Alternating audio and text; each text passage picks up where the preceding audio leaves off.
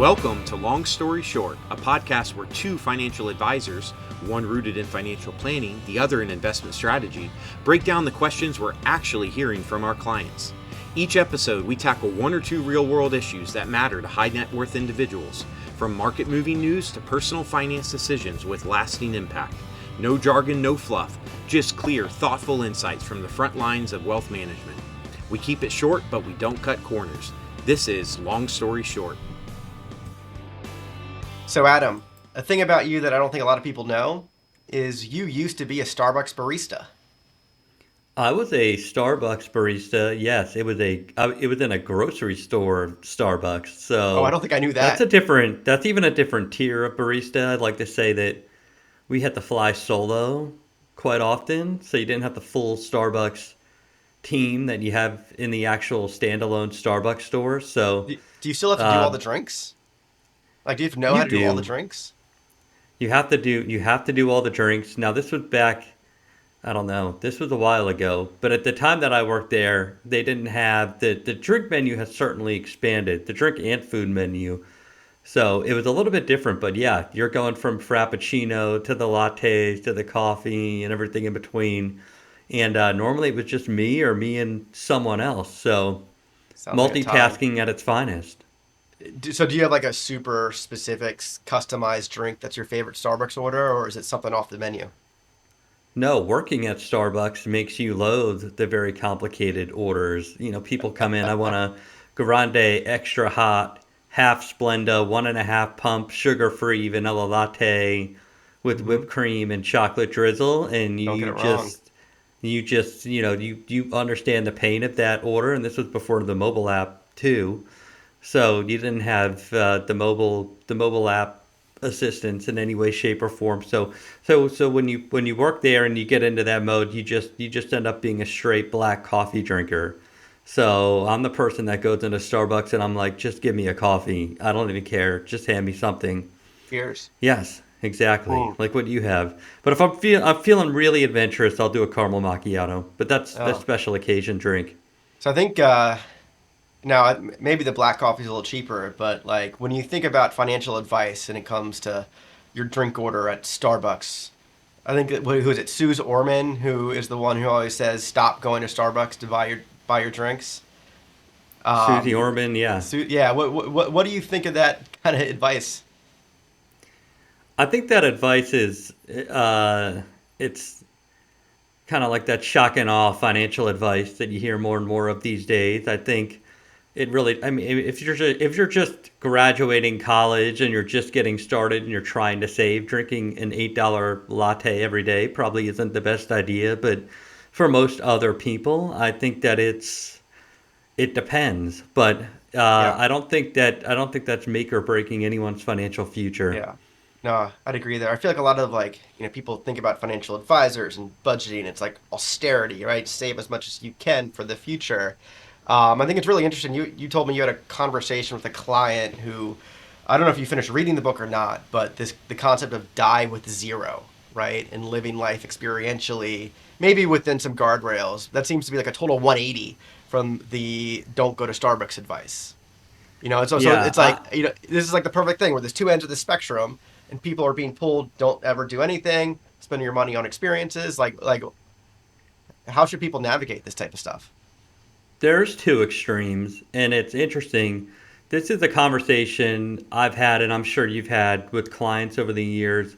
And it's not often that I get, I do frequently get random book recommendations from clients, but this book actually, there was a few clients spread out over a period of time that had mentioned this book, Die with Zero. Bill Perkins is the author. He's a former energy trader. So he was, I think he worked for a hedge fund and specialized in trading in the energy markets. Made a lot of money, and he writes about this. It's a provocative title, but I think the book does a pretty good job of balancing the idea of like, hey, you do need to accumulate some amount of wealth to provide for an uncertain future, right? How long you're going to live, being the biggest uncertainty, future cost of healthcare, things of that nature. But I guess his argument is that we've moved to the other extreme and that most people who are even remotely diligent savers end up over accumulating during their lifetimes. And, we think of interest and dividends from our investments, but he coined this kind of term memory dividends, where you need to accumulate experiences over your lifetime as well. And, there's things you can't do in your late 70s, 80s, and 90s that you can do when you're younger. And a lot of people wait, they defer those experiences, or, intentionally or unintentionally, they never get to really, live their life as designed to the fullest in their eyes. So, it's a really cool take on that argument. We see when we do planning for clients, I'd say in a lot of cases it's showing them making it to age 100 with money left over. So it's a good take on that conversation of like, hey, it's great that you've got the security blanket, but you really need to think about spending in those experiences when you're younger and healthy, and just encouraging clients to do that. I thought it was an interesting nudge in that direction in a tasteful way. Yeah, I like that, investing in memories, right? Yeah. I like that. I mean, that resonates with me because when I was growing up, my grandmother, who's passed away, but she would host these every year. We'd go to somewhere different. It's a dude ranch in Arizona. It's a cruise to Alaska. It's a Mm-hmm. trip to Costa Rica, right? We did all these things. And, I don't think I remember any specific, you know, thing that she gave me, but I remember the trips themselves, right? And she was still at an age where she could take part in that. As she got older, it became harder. We started doing more of the cruise type stuff, but those are like core memories for me growing up. Yeah, and I think one of the things he talks about it, when you're in the advanced stages of life and you're older and you've got a lot of free time. A lot of what you're doing then is reflecting back on the other decades of your life where you were active and able to do things. And he kind of paints this picture of, you can either be in your 80s or 90s, really reflecting back and looking at your IRA statements and being really happy about what you've accumulated, or you can be looking back on experiences and memories and things you were able to do. And I guess my only so I appreciate that angle of it. I think that's a conversation, like you said earlier, outside of the personal finance world. The emphasis is on saving, and you can make an argument that sometimes generally we push that in a direction where people have over accumulated. But the one thing I still feel is really difficult, and in conversations with clients, is think of our mental wiring. Millions of years of brain development, and that fight or flight tendency is real. And there's a lot of people that will even acknowledge, they have accumulated probably a lot more than I need, but it is psychologically debilitating for them to spend beyond a certain point. So even if they love the idea of, hey, yeah, I do want to spend as much as I can and leave, give to my family while I'm healthy and alive, give to my kids while I'm, kids and grandkids while they need it the most, not when I'm dead. But it's still really difficult for some people to take that leap. So you have to strike a balance, and you have to enjoy that spending when you do it. So that's a piece Right. that's a little more difficult and to Yeah. buy into. A lot of us are just naturally frugal, right? So like making that leap to buy that van that I want to go tour the country in, right? That can be a really difficult thing to do if you're not used to spending money. And I mean, people take it the other extreme too, where like they spend too much money. Like we hear the stories about the professional athletes that they make tens of millions of dollars and somehow go bankrupt like 5 years later. So I guess that's the other thing that comes to mind to me though, is like, is there a risk to this approach? Like, what if I'm 85 years old, I can't do trips anymore, I also really can't work, but now I run out of money, right? Like, how Yeah, does he that's address that risk?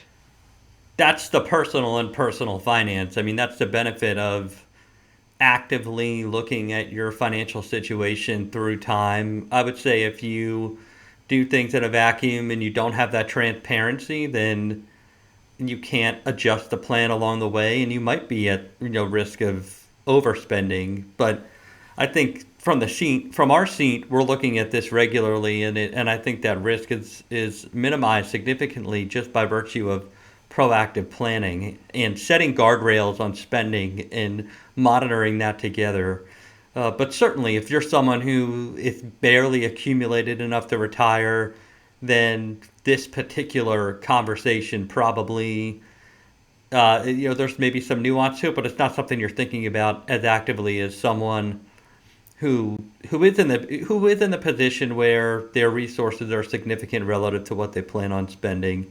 I like the conversation because I've had different variations of that discussion with clients over the years, looking at their long-term trajectory and saying, yeah, we've got the market tailwind behind our back. You're not spending as much as you thought you would be spending, you know, and just encouraging them to think about what they want that legacy to look like, and maybe putting some of that to today and not waiting till tomorrow. Right, right. No, it makes total sense. Like, come to think of it, to just to kind of sum it up, it's like have someone who's a trusted professional who's monitoring this for you, who can tell you you've gone too far. But at the same time, like I feel like when we are talking with clients, more times than not, we're encouraging them to buy the house, take the trip, you know, spend time with family, right? Like I feel like that's what we're encouraging people to do more so than telling them to stop ordering their venti caramel macchiato from Starbucks. Yeah, your money is there ultimately for to provide a certain level of fulfillment in life, and a lot of that comes through via experience. And if you think about your typical retiree retiring somewhere in the window between 55 and 70, call it, on average. I know that's a wide range, but I'd say most of the retirees we work with, they retire somewhere in that 15-year window. You're kind of retiring through a really active time of your life, and you want to enjoy that. You see those charts of time spent with family by age, and over time that diminishes. Kids grow up, family members pass on. So it's just a gentle nudge to encourage the kind of behavior that it really revolves around looking long term, but spending today and enjoying today, and not missing the forest for the trees. So I like that, and I think it's a good reminder. Although not there's a psychological element also, and Yeah. So some I've people said need market permission to tail. spend. Yeah, exactly. Permission to spend. Maybe that's the follow up to this book. Um, we talked about market tailwinds, and another exciting thing that happened just over the past few days. This is Monday, June 30th, but this past Friday we had the S&P close at an all-time high. Are you surprised? Am I surprised the S&P is at an all-time high? No. Yeah, given what's happened this year, Am I given like the surprised? trajectory of the year. Yeah. Am I surprised how quickly it happened? Sure. Yeah. But Hmm. it feels to me like things are happening so much faster in markets these days than ever before. That could be totally anecdotal, and maybe it's always been that way, but like things are going down and coming back, it seems like in record speed. Yeah, well, I remember back in April, early April, when the sell-off happened. Pretty much 20% sell-off happened. It was. I remember a lot of really nervous commentary, reading Hmm. and hearing nervous commentary. But one of the things that was like almost a consensus at the time was things are so uncertain. It's going to take time for this all to sort itself out, and this will not be a V-shaped recovery. And Right. it was a V-shaped Very recovery. V-shaped. I And remember 2020, we're talking about, is it a V? Is it going to be a W? Is it going to be a U? I feel like I'm like every shape in toddler the learning alphabet. And learning the yeah. letters. Yeah. But, I think, I mean, obviously in 2022, it was kind of a slow bleed lower, but like I was honestly shocked. Like maybe shocked is too strong of a word, but surprised at the magnitude of the sell-off in April.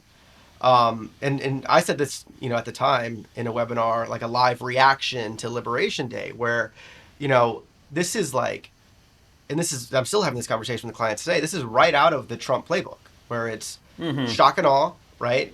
We're gonna use shock and awe to grab everyone's attention, create a crisis, whatever, and then we're gonna use that for leverage, right? To try to get concessions out of some target, right? In this case, it's the rest of the world. But then, the third part of that is to announce deals, right? So it was almost like the market was reacting to how punitive those initial tariffs were. And certainly, if implemented, those would have been bad. And perhaps some risk of that needed to be priced into the markets. But it seemed like things went from we're excited to get some clarity to, oh my gosh, this is way, more than we ever thought. This is going to cripple the global economy. Like stocks are going down. To now, it's like, okay, we're at a manageable level. And to me, it was just so obvious that we were always going to get to this point, right? Like it was all. I mean, read the book, The Art of the Deal, right? This is just straight out of the playbook. It is. I think there was other things happening. The tariffs took the headline. There were still concerns about inflation. There was concern about the trajectory of the economy. We had a GDP print that was pretty gloomy around the same time. So yeah, but tariffs definitely took the headline, and I think just the magnitude, the speed of the recovery was, and that's how these recoveries work. It was surprising, but usually it happens before you can blink, right? Before you even have a time to react to it. And it's our fourth all-time high this year. In 2025, we had 57 all-time highs last year. The record is 1995. It was, I think, almost 80 all-time highs. So certainly, though, if you would have fallen asleep in January, woken up this morning pretty much halfway through the year, and I tell you that the S&P was up, call it 5.5%. We've had four all-time highs. You would say it's a pretty boring, run-of-the-mill. You look at the average return of the market over the long run, 10-ish%. Pretty boring average year. Yeah. Yeah, I definitely would envy that person who slept through all that volatility, certainly. But now the conversation that I'm having with people, and I've had this conversation now a couple times, is, I had this cash. I was really waiting for the bottom to fall out. I didn't put it to work in early April because things happened so fast. But now I'm concerned about the S&P making all-time highs.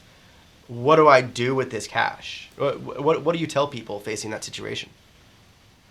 Well, if you look statistically, and you look at this purely from not a psychological lens, but from a quantitative lens, all-time highs, hitting new all-time highs is a bullish signal, and you would tell anyone with cash to invest for the long term that historically speaking, it's been a great time to invest. The forward-looking returns from all-time highs are pretty generous. I think, let me see if I can. I was actually just looking at this before. Let me see if I can reference this. Yeah, the average 1 year forward return, and this is from Dimensional Fund Advisors. The average 1 year forward return after reaching a new all-time high is almost 14%. Wow. And then the average 3 and 5 year returns from there, annualized, it's roughly 10%. Pretty So, much the market average, right?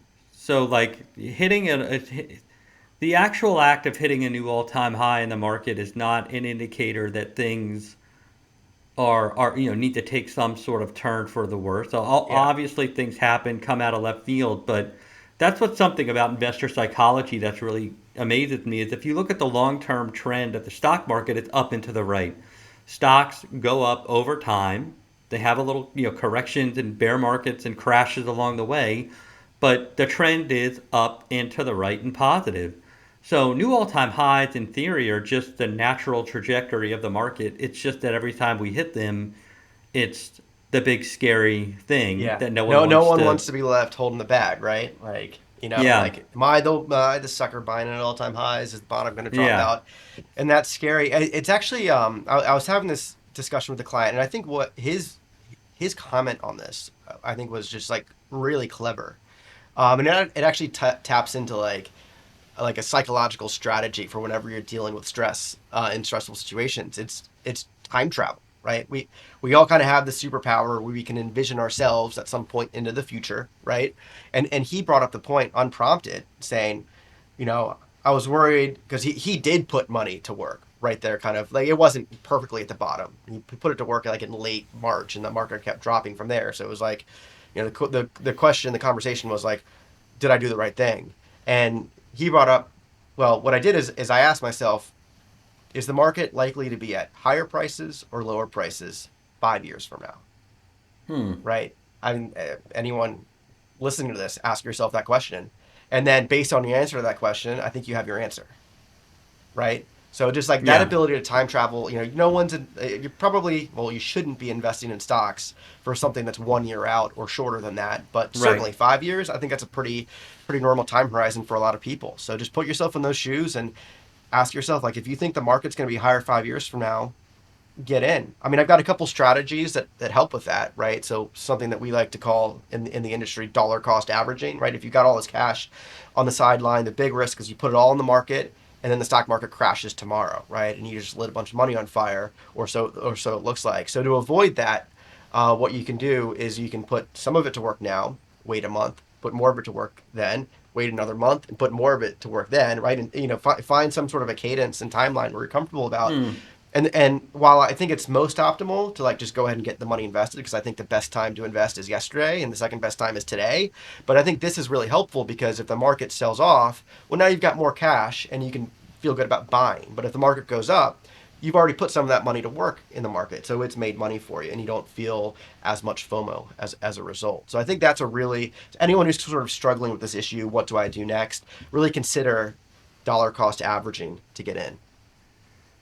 Yeah, and that's an example of something else we talked about on the retirement spending discussion. We emphasized the psychological element of money, and especially spending down your nest egg. And this is a whole nother variation of that, where you know a lot of emotions come out when it comes to investing in the markets, and usually the most uncomfortable times to invest end up being the best times to invest.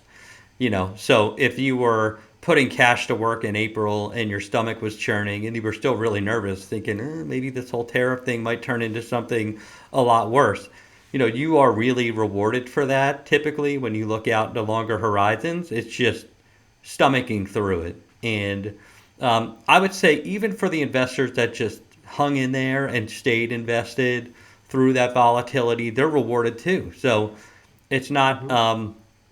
It doesn't always have to be these aggressive deposits or investing, the buy low, sell high in the short term mentality. It can just be that, hey, I am nervous about what's happening in the world. I'm not really sure, but I'm going to stick with my plan. And the people who did that, they end up just fine also, because there's no, tell me a utopia of a world where the political environment, you know, the domestic political environment, the geopolitical, you know, environment globally, the economy, everything is just, your favorite sports team, like everything feels rosy, I'm and a DC sports fan. That has it's never happened. So it yeah. doesn't exist, right? Like that utopia doesn't exist. Like that's why I love those, like the historical mapping of the market and like the list of all the reasons to sell Mm-hmm. stocks. It's like there's always going to be something scary and concerning, and Mm-hmm. people develop that over time.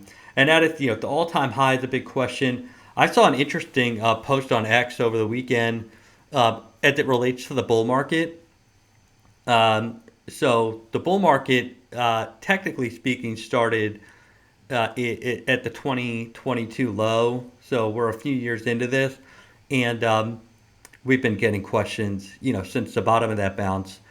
Hey, are we going to peak? Are things getting frothy? But we're up about, the S&P 500 is up about 73% over the Wow. 678 trading days that have occurred since that 2022 low.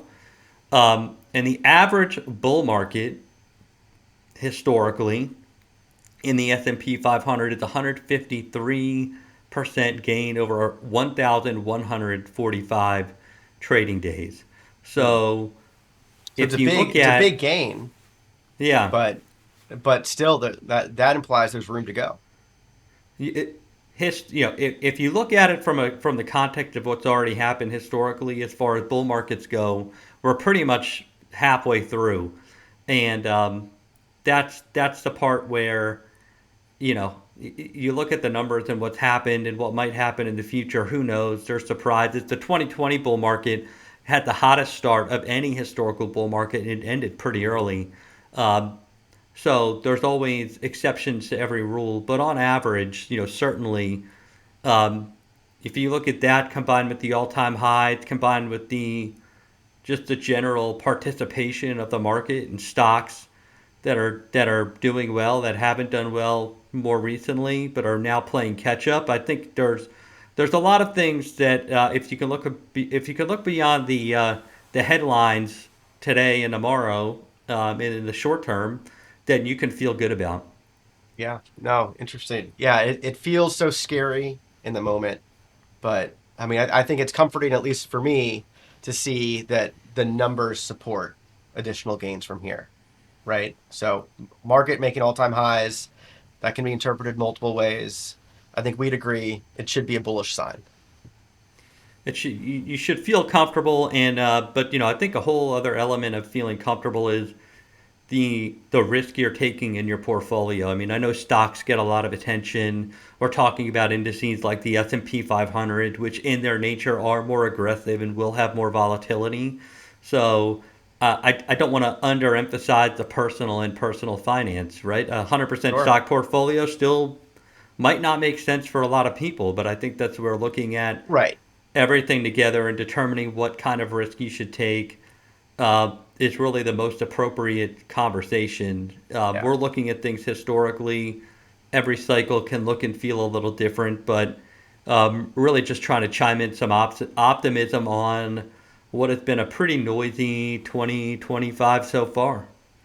Yeah, you don't often get optimism from the media when it comes to talking about financial headlines. I think that's one of the No, main reasons why we wanted to start doing this. So, yeah, and I heard something it, else. I don't want to forget to throw this out there. yeah. One of the things that I loathe is the Wall Street price forecast on what an index is going to do in a 12-month period. They have to do it. The big banks and the big analysts. I feel Oh yeah. sorry because they don't have a choice. I'm not really blaming them. They have to And they participate. do a lot of fancy math and make a lot of assumptions on the back end. They do a lot of work to generate these forecasts.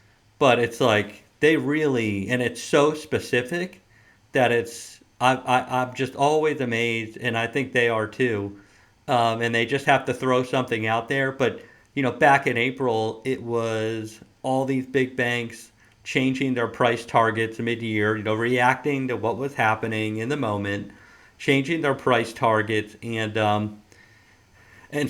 so they cut them, and now they're raising them again because the market's gone back Hmm. up. So it's like this big rat race to try and make heads or tails of what's happening. But I saw one guy um, over the weekend, and it was driving me crazy because he was like, I came into the year, really bullish on money market funds. The 4+% yield got me really excited, and then yeah, so I had a pretty low price target at the S&P, and then the market went down in April, and I got even more bearish. But then it started to recover, and I raised my price target, and now I'm bullish for the rest of the year. So I'm like, It's also reactive. what a maze you put your listeners and your readers and your potential clients through. It's like, I love Yeah. cash, but never mind. It's like the Michael Scott I'm thing, snip, snap, snip, snap. You're yeah, going back yeah. and forth. That's probably that's a tasteful reference to the exact same thing. So that's why when we talk about 1 year windows, it's really difficult. But these people have to try and guess. So I'm glad that's Hey, not me. but better them than us, right? Better them than us. Yeah. So I think, I mean, we've been talking a lot about, personal finance, and we started with, the die with zero, spend now, donate now, or give money back to your kids now. I had a really interesting conversation with a client recently where, he's proud grandfather, has a bunch of grandchildren. His goal is to pay for their college education, and he's got the means to do it. He's gonna do it. So definitely buying into that die with a zero framework for sure, that philosophy. But the question now becomes, what's the best way to go about that, right? So there's all sorts of different types of custodial accounts.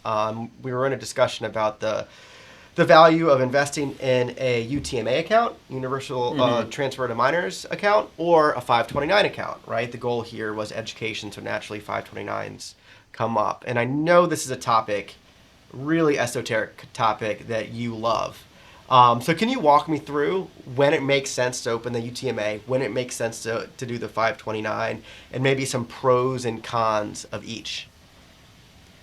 Yeah, the UTMA account, I have a love-hate relationship with them, and they're not, I don't see them a lot in practice, and I can appreciate why. Um, the UTMA account is essentially a brokerage account you're going to set up for the benefit of a minor. In a lot of cases, it's children or grandchildren. But you're going to fund this account for a minor, and that money is usually going to be invested when it's deposited into the UTMA account, and it's going to grow. And when the minor turns the age of majority in the state that they live in, that money is now theirs. And usually, and this is the hang up, usually that age is, for most states, it's 21, but it ranges from 18 to 22. Certain states have younger age of majority, thresholds, and others are just a tad bit older. But once they're at the age of majority, that money is theirs, and they can use it for whatever they want. Which for a lot of parents and grandparents, the typical funders of these accounts is a scary thing. Um, especially depending on the amount of money that gets deposited into the account, you can make contributions. There's no dollar limit, so you can make regular contributions. You can do lump sum. That doesn't really matter.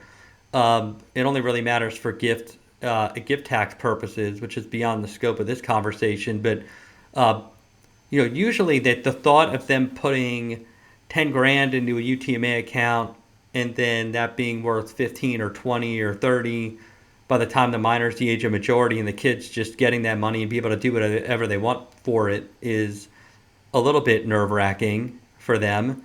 So they're very flexible in terms of what they can be used for, but you have to really be prepared for the minor when they're no longer a minor to take that money and do something useful for it. Yeah, I almost feel like it has to be an educational tool along the way, or like Right. You're teaching Exactly. the young person. They probably, when they're 5 years old, they're gonna be too young for this. But once they get to be teenagers, certainly you can teach them the value of saving and investing. And Definitely. I think for that to be successful, because you're right, like the minor is gonna have full control of this by age 22 at the latest, right? Yes. And they're gonna be able to do whatever they want with it, right? So now the question is, to me, it's a great educational tool, right? Like this is I money, agree. this is how it works, and then hopefully, their brains aren't fully formed even at age 22, but hopefully you've done the groundwork to help them make good choices.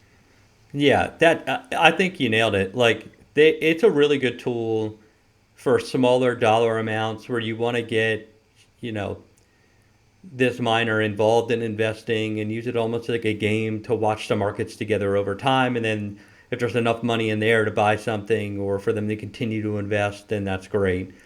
Uh, the main pro of the UTMA account is there's no income limits. There's no, in terms of funding it, there's no contribution limits. And in terms of purpose, as long as the funds are used to benefit the minor, then there's no restriction on what the dollars can be used for or allocated to. So that's the UTMA account. The 529 plans come with more tax bells and whistles, but are more restrictive in what the funds can be used for. So 529 accounts are purely earmarked for qualified education expenses, tuition, room, board, books, things like that to put the beneficiary through school. There's no contribution limits per se.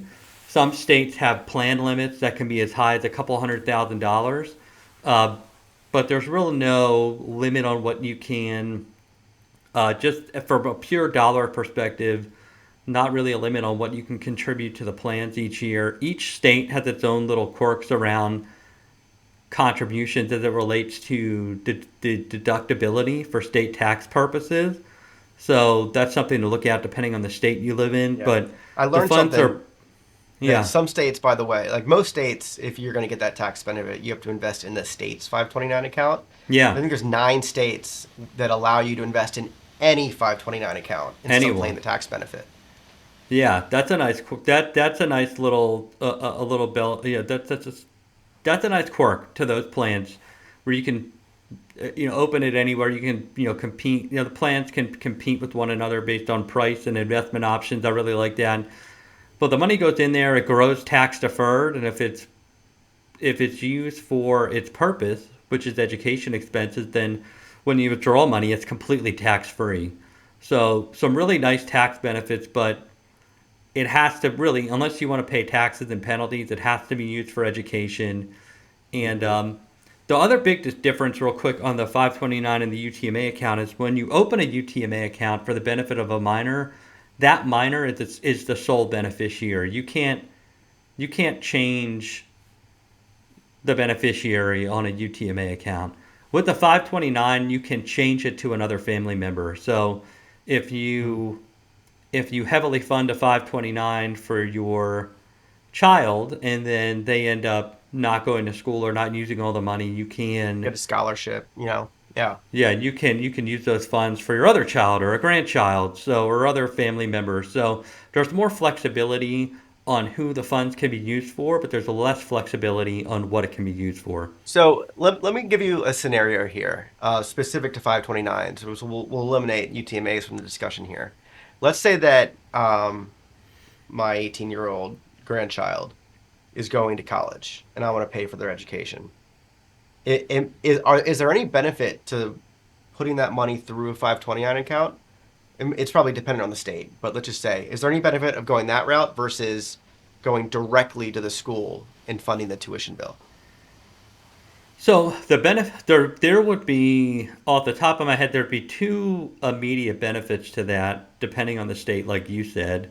If you funnel it through the 529, there could be a state tax deduction up to whatever the state limit is, for making that contribution. So you might get a small, the state tax deductions, quite frankly, it's almost like if I list out the main benefits of a 529 plan, the tax deferred, tax-free potentially growth of the plan comes in number one. The state Hmm. tax deduction from a dollar standpoint isn't always super exciting, but it is. I mean, people love free tax deductions. That's essentially what it is. Uh, that would, in that specific instance, they still might qualify for the state tax write-off for making the contribution. That's the benefit. And then the second would be if they're 18 and just going into school and you're funding it, and you might leave those dollars in the plan for like their junior or senior year. You might get, depending on what the market does, you might get a couple years of tax-free growth, depending on what happens in the investment world. So there's that. That would be the immediate, at least in my mind, like the immediate set of benefits, and you're just weighing that against the hassle factor of like opening the 529, funding Sure. it, cutting the checks. So instead Yeah. of just So cutting the check right to the school. right, like your favorite maneuver is before a child is born, open the 529 account to get that money invested as soon as possible, right? That time in the market is the main benefit. But even at age 18, there's you lose that, right? Because Yeah. best case scenario, you're probably investing for 4 years. I think there's this interesting concept of the ability to do accelerated gifting in Mm-hmm. a 529, because I know that tuition is so expensive these days, right? So if you pay for direct tuition, you can actually get around the gift tax rules, right? As long as it goes direct to the institution. Yeah. But I'm intrigued by your take on accelerated gifting, which is essentially you take 5 years worth of gifts, you contribute it into the 529 account right now, and then you have to file a tax form. But basically, it's like you gave the max gift for each of those 5 years. It doesn't count against your exclusion. So I'd be just interested your opinion on that strategy, because it does seem like a way to get a lot of money into a 529 account for 4 or 5 years worth of college, and let it take advantage of that tax deferred and maybe even tax free growth. This can be a really impactful strategy depending on the circumstances. the tax form you're referencing to is the gift and estate tax form for making gifts over and above the annual limit, which is 19,000 per beneficiary per year. So I can give personally $19,000 to as many people as I want this year. And as long as I keep it at or below that $19,000 figure, I don't need to file any kind of tax form, and it's free and clear. So usually when people fund the 529 plans every year, it's a little bit under that annual limited amount, so they can avoid having to um, have a gift count against them in terms of their lifetime exemption. But the 5-year rule specifically for 529 plans allows them to essentially superfund that 19,000 to 95,000. So 19,000 times 5. You could take that 95 grand, put it into the 529 this year. You do have to file a tax form for that, but it's not any kind of a taxable event. Um, and then that allows you to kind of buy 5 more years of time in the market without worrying about any gift or estate tax issues. So I think the positive of that is that it's a really tax efficient way to put a lot of money into the plan in one shot and buy yourself more time of growth in the plan. The downside of that is, especially if you're doing this when a child is really young, you're trying to hit the bullseye a little bit on over versus under funding. Like, you have no idea if you've got a 3-year-old grandchild, what school they're going to go to, what the cost of college is going to be when they go to school, if college is even going to be a thing anymore, right? Is there going to be an alternative to college that comes out? And what are they going to do how are they going to handle those contribution limits and balances in the plans at that point? So it's you really have to think about that, because then if you put in the 95,000, or let's say you and your husband or wife do it as well, so you're doubling that. So that's a really big chunk of change going into a 529 for someone who's likely very young, and that could grow to, think about, almost a couple $100,000 compounding over 15 or 20 years, Yeah. right? Yeah. That's Right. like, they must be Well, going to Harvard and then Harvard med school, right? Like, going to you all just the don't schools. know. So it's very circumstantial. You can use the funds for K through 12. So if they're going to private school, that could factor Hmm. into it also. But I just always caution. Um, I just caution against the unknowns, and that's a big commitment. I'm more in the camp of, like, make make some form of 529 deposits as they're growing up.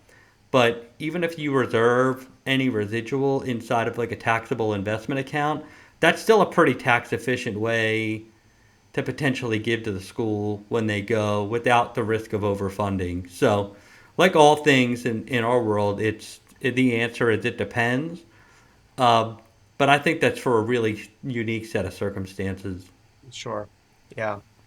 Well, I definitely think that, I mean, this is something that a lot of grandparents think about. How am I going to, like, I want to fund my grandkids' college. How am I going to do it? So I think, that this is part of that die with zero approach where it makes a lot of sense to do it. So, Adam, with all this talk about personal finance and coffee, are you making a run to Starbucks later today? So I'm not going to bash on my previous employer, but I feel like I don't know if I'm going to say my coffee tastes have matured, but I think I've gone more mainstream in the direction of Dunkin'. I Wow. think I'm more of a Dunkin' coffee. Starbucks has the fancy drinks. If I'm getting a caramel macchiato, I'm going to Starbucks. But Dunkin', to me, I like their coffee. I Yeah. like sneaking in a donut if I'm feeling really like I need, to have a sugar crash in the afternoon. Oh man, treat yourself, That's an right? added benefit. Yeah. Well, I did. I had a. You asked me about, the book I read at the top of the hour here. Do you have any, do you have any summer reading lists? Oh my gosh, you don't want my summer reading list. All I'm doing is reading parenting books. So right now it's called Autonomy Supportive Parenting. Okay. So yeah, if you want parenting strategies, I won't give them to you unsolicited because no one wants those. But actually, I have this is probably a pretty bizarre thing for me to do, but I have a whole notes section in my phone about parenting books and what I recommend by stage. So yeah, no, super boring summer reading list. You don't want mine. On the parenting book, I read Anxious Generation. You hear about that? Yeah, I don't know yeah. when it came. It's It's not too old. I think it's come out within the Yeah. last couple of No, years. But it's about like that one definitely made smartphones. waves. Yeah. Yeah, it's about Social media. smartphones and just I'm getting my kids a children. dumb phone when that time comes, that's for sure.